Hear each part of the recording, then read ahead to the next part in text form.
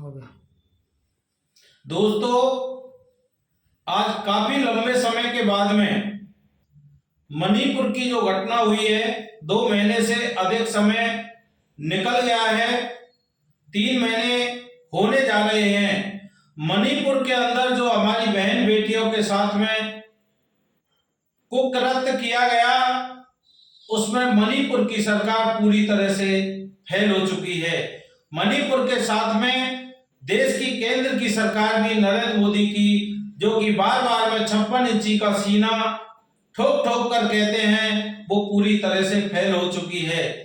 देश के प्रधानमंत्री माननीय नरेंद्र मोदी जी और अमित शाह की जोड़ी देश के अंदर गुजरात मॉडल को लागू करके भय और भूख का वातावरण देश के राज्यों में पैदा करना चाह रहे हैं। साथियों, आप इन भाजपाइयों से, आरएसएस के लोगों से सावचेत हो जाइए। ये जिस प्रकार से आज मणिपुर को जला रहे हैं, कल मेघालय को जलाएंगे, उसके बाद आसाम को जलाएंगे और छोटे छोटे स्टेटों को ये जलाते चले जाएंगे। और हिंदू मुसलमान, पाकिस्तान हिंदुस्तान, शमशान कब्रिस्तान, इस तरह की बात में हिंदुस्तान के अंदर भय का वातावरण पैदा करके और ये तीसरी बार केंद्र में सरकार में आना चाहते हैं। तो मैं आपसे अपील कर देना चाहता हूं, निवेदन कर देना चाहता हूं, इन लोगों से आपको डरना नहीं है, इनके षड्यंत्रों में आपको फंसना नहीं है। आपको बड़े सादगीपूर्ण तरीके से और आने वाली सरकार को बनाना है। मणिपुर के साथ में देश के प्रधानमंत्री देश की लोकसभा के प्रांगण में राजस्थान और छत्तीसगढ़ को भी घसीटते हैं और मणिपुर की घटना को राजस्थान और छत्तीसगढ़ के समकक्ष मानते हैं, जबकि पूरा देश ये कह रहा है कि मणिपुर की जो घटना है, नरेंद्र मोदी देश के प्रधानमंत्री और नागपुर के इशारे पर रची गई है और की गई है। अगर नागपुर के इशारे पर या केंद्र सरकार के इशारे पर ये बात नहीं होती तो देश के प्रधानमंत्री मणिपुर की घटना को संज्ञान लेते।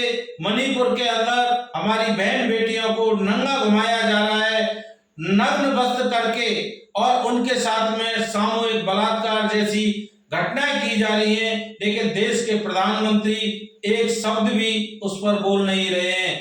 तो मैं देश के प्रधानमंत्री की घोर निंदा करता हूं कि ऐसे कृत्यों में, वो भी षड्यंत्रकारी कुकृत्यों में, वो इसका मतलब मौन रूप से उनकी सहमति है। ऐसी सहमति देश के प्रधानमंत्री की, अगर किसी देश के प्रधानमंत्री की होती है तो वो देश कभी उन्नति नहीं करता है।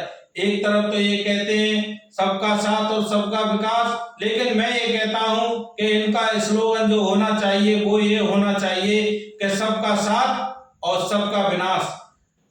अब देश के प्रधानमंत्री संसद के अंदर नहीं बोल के और देश के बाहर दौरा कर रहे हैं, मणिपुर पर एक शब्द भी नहीं बोलते हैं। देश का विपक्ष जो उनसे सवाल करता है, संजय सिंह आम आदमी पार्टी के, उन्होंने सिर्फ ये कहा था कि देश के प्रधानमंत्री को संसद में आकर और जवाब देना चाहिए, उस बात पर उनको निलंबित कर दिया जाता है। तो इस तरह का इनका षड्यंत्र के जो बोलेगा उसकी जबान को हम शांत कर देंगे। तो नरेंद्र मोदी जी, अब ये नहीं चलेगा। आप 2 बार आपकी काठ की हाड़ी चढ़ गई, अब तीसरी बार आपको हिंदुस्तान की सल्तनत से विदाई लेनी पड़ेगी। हिंदुस्तान की जनता आपके षड्यंत्र को समझ चुकी है।